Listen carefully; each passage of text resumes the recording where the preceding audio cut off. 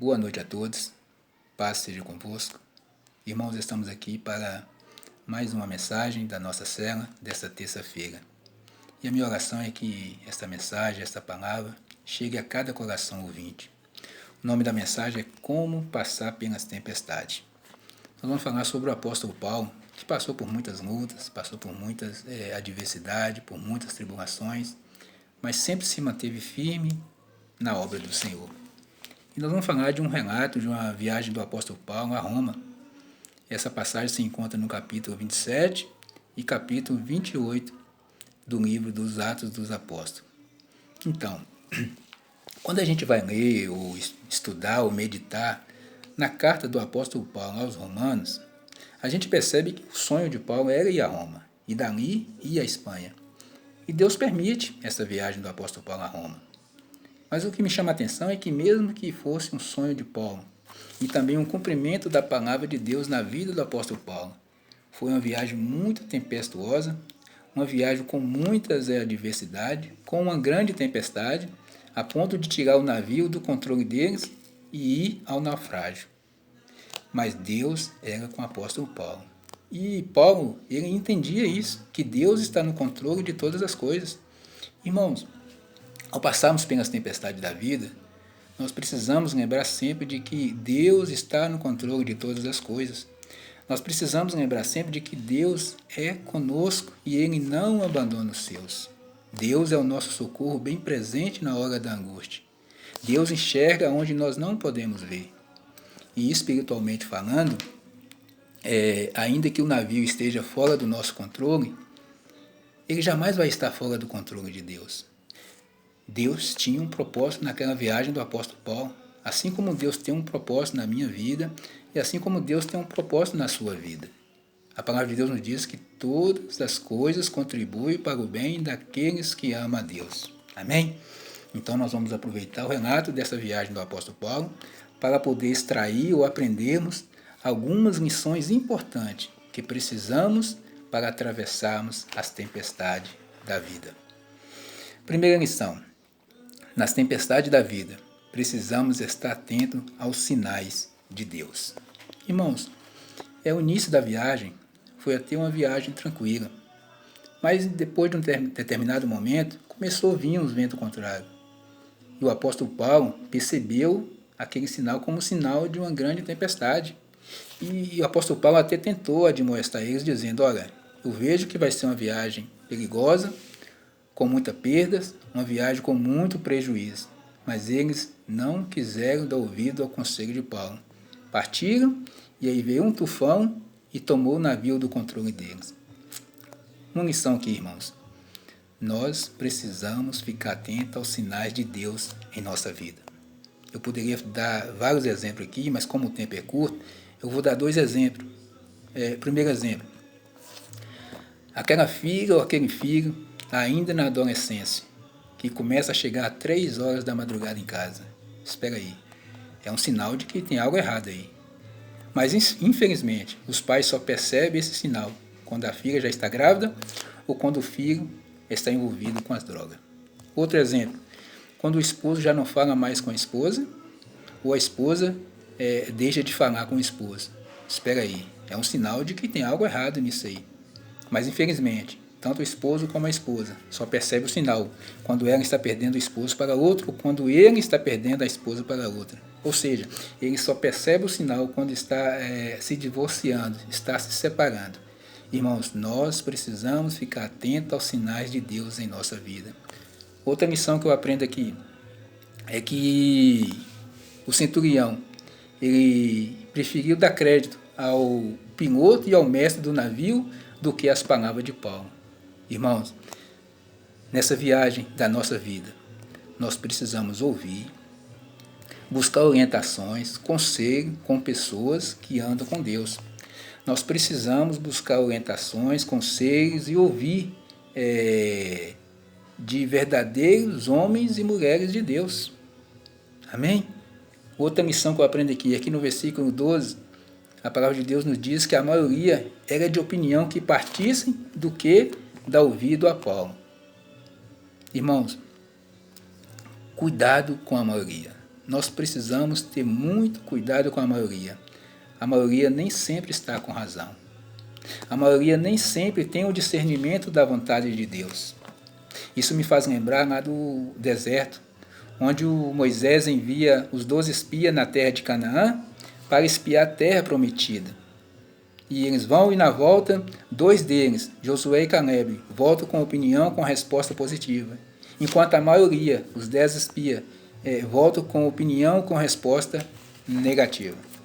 E alguns que estavam ali com Moisés preferiram ir na opinião dos 10 espias, que era a maioria. O que acontece? Eles pereceram ali mesmo e não conheceram, não chegaram à terra prometida. Mais uma vez, irmão, nós precisamos ter cuidado com a maioria. Segunda lição. Nas tempestades da vida, precisamos estar firmados nas promessas de Deus. Irmãos, no auge ali da tempestade, onde todos já estavam desesperados, o apóstolo Paulo estava seguro. Poderia até estar com medo, mas ele não demonstrou medo, porque a fé falava mais alto. Irmãos, é normal ter medo? Sim, nessa crise que estamos vivendo, nessa situação que estamos vivendo, é normal ter medo, todos estão com medo, mas nós não podemos permitir que o nosso medo fique maior do que a nossa fé. Nós precisamos exercitar a nossa fé, irmãos. Sem fé é impossível agradar a Deus. A gente percebe nos milagres de Jesus, e Jesus dizia quando operava um milagre, olha, a tua fé te salvou, a tua fé te curou. Pela fé você foi salvo, pela fé você foi curado. Irmãos, nós precisamos exercitar a nossa fé. E o importante aqui também é que no versículo 29, o apóstolo Paulo diz assim: e temendo e dar em alguns rochedos, lançaram da popa 4 âncoras e faziam prece para que amanhecesse. Irmãos, olha só, primeiro, eles lançaram 4 âncoras para firmar em algo. E também começaram a fazer prece, começaram a orar. É claro que na dificuldade, nas lutas, nós até oramos mais. E o que me chama a atenção é que eles oravam para que amanhecesse. Isso me faz lembrar do salmista Davi, que escreve lá atrás, o choro pode durar a noite, mas a alegria vem pela manhã. Irmãos, ainda que tem noite que parece que é longa, tem lutas que parece que não vai ter fim, acalma teu coração, vai amanhecer e a alegria vem junto com o amanhecer. Essa luta vai passar, essa tempestade vai passar. E o que me chama muita atenção é que eles lançaram 4 âncoras para afirmar em algo. E nós, nessa tempestade, nessa crise, nós estamos firmando em quê? Em quais âncoras nós podemos nos recorrer nesse momento de tempestade, nessa crise que estamos vivendo? Eu tenho 4 palpites aqui, irmãos. Primeira âncora, a âncora da fé. Irmãos, na tempestade, creia que Deus está no controle. Exercita a tua fé, como eu acabei de falar aqui. Nós precisamos ter fé. Mais uma vez eu digo, sem fé é impossível agradar a Deus. E Jesus nos ensina, irmãos, que não precisa ter tamanha fé. Basta ter a fé do tamanho de um grão de mostarda. Mas, irmão, e como eu consigo a fé? A fé vem pelo ouvir a palavra de Deus. Romanos 10, 17 nos diz isso. Outra âncora que nós precisamos ter em nossa vida, a âncora da adoração. Irmãos, uma coisa é lançar a âncora da adoração quando tudo está bem, quando está numa bonança. Outra coisa é adorar quando tudo parece que está errado. Mas nós precisamos ter a âncora da adoração em todo tempo. A Bíblia fala que Deus está à procura de verdadeiros adoradores, que o adoram em espírito e em verdade. E adorar em espírito e em verdade é adorar quando tudo está bem, mas também é adorar quando tudo parece que está errado. Faça sol, faça chuva, nós precisamos ter a âncora da adoração em nossa vida. Na bonança ou na tempestade, nós precisamos ter a âncora da adoração em nossa vida. A terceira âncora que nós precisamos ter em nossa vida é a âncora da oração. Isso é muito importante, irmãos. Nós precisamos orar em vez de reclamar, Porque muitos, em vez de apresentar a âncora da oração, apresenta a âncora da murmuração, apresenta a âncora da reclamação, e isso não vai levar a algum lugar nenhum. Isso, os apóstolos Paulo, os apóstolos de Jesus, quando estavam ali no alto mar, dentro de um barco, começou uma grande tempestade, e eles começaram a clamar, pedir socorro, e o socorro veio, porque nossa oração não é em vão, nossa oração sempre tem resposta.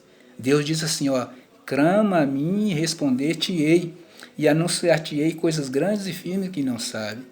Irmãos, nós precisamos ter a âncora da oração em nossa vida. E eles clamaram e o socorro veio. Jesus chegou ali, caminhando sobre o mar e acalmou a tempestade.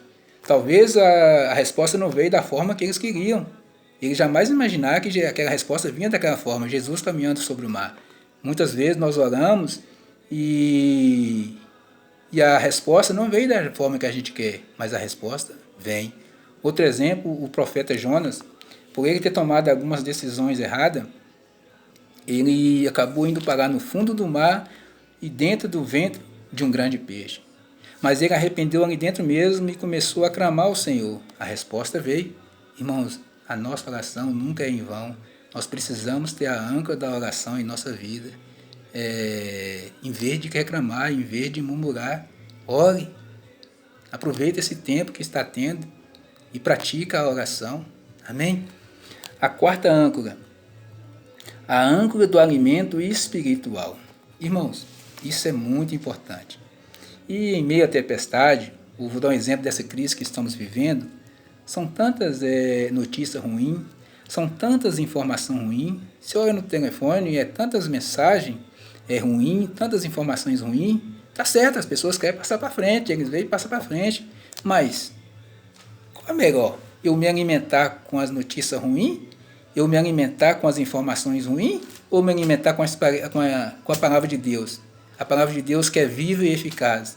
A palavra de Deus que traz ânimo. A palavra de Deus que traz força, traz coragem. A palavra de Deus que nos capacita para vencer nesse momento de tempestade.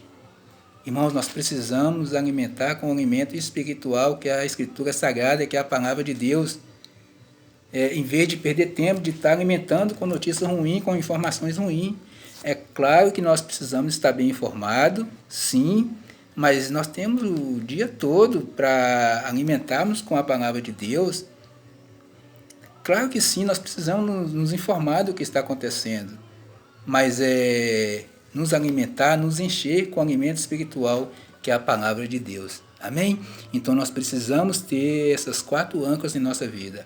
A âncora da fé, a âncora da adoração, a âncora da oração, da adoração e do alimento espiritual. Amém? Terceira lição.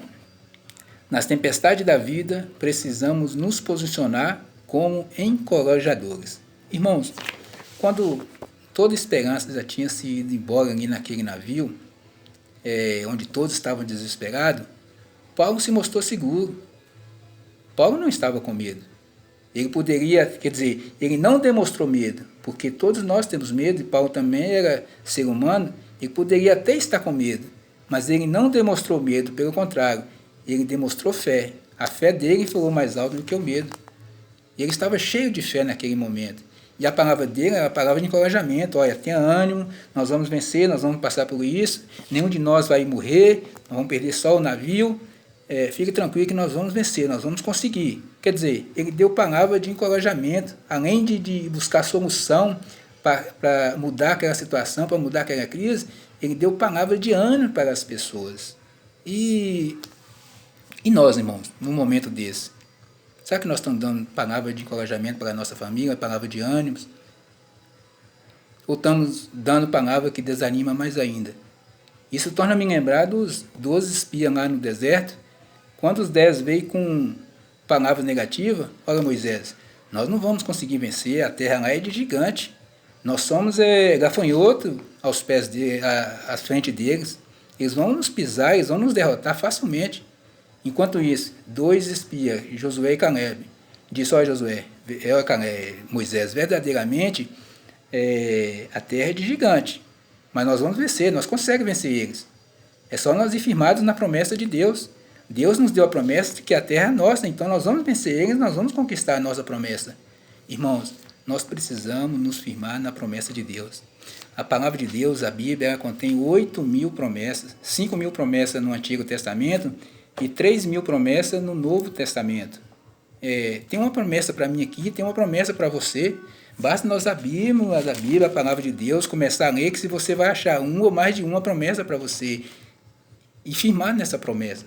Josué e Caleb, eles sabiam que a terra era de gigante, mas eles firmaram na promessa de Deus. Então eles disseram, não, Moisés, nós vamos vencer, a terra é nossa. Então, irmãos, nesse momento, tenha coragem, dê palavras que vai encorajar, que vai animar as pessoas em sua volta. Amém? Olha o que o Josué diz para eles. Mas agora recomendo-lhes que tenha coragem, pois nenhum de vocês perderá a vida, apenas o navio será destruído. Irmãos, uma palavra de coragem, e em resposta a essa atitude do apóstolo Paulo, eles começaram a dar ouvido aos conselhos de Paulo, começaram a ouvir a Paulo e começaram até a aceitar a liderança de Paulo sobre a vida deles. Irmãos, outra coisa importante é que quando eles chegaram ali naquela ilha do naufrágio, parecia tudo perdido, mas foi uma grande oportunidade para Deus operar um grande milagre.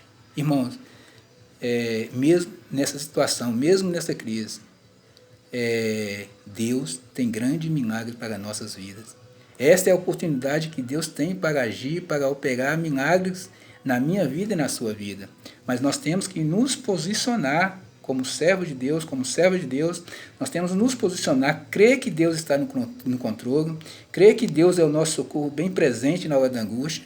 O próprio apóstolo Paulo diz a carta a Timóteo, dizendo, olha, eu sei em quem tenho crido e estou certo que Ele é poderoso. Sim, irmão, esse Deus que nós estamos falando, esse Deus que nós servimos, esse Deus do apóstolo Paulo, que é o nosso Deus, Ele é o Deus que pode todas as coisas, Ele pode tudo e muito mais, além do que pedimos ou pensamos.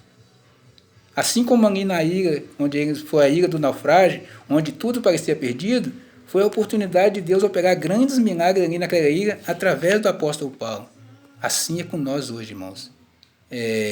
Quando você achar que está tudo perdido, e esse é o momento, é a oportunidade para Deus operar um grande milagre na sua vida ou através da sua vida. Amém? Esta é a mensagem desta noite, e que Deus te abençoe, e que essa palavra, como eu disse no início, que essa palavra possa chegar a cada coração ouvinte, e que nós possamos ser praticantes da palavra de Deus, não somente ouvinte. Amém?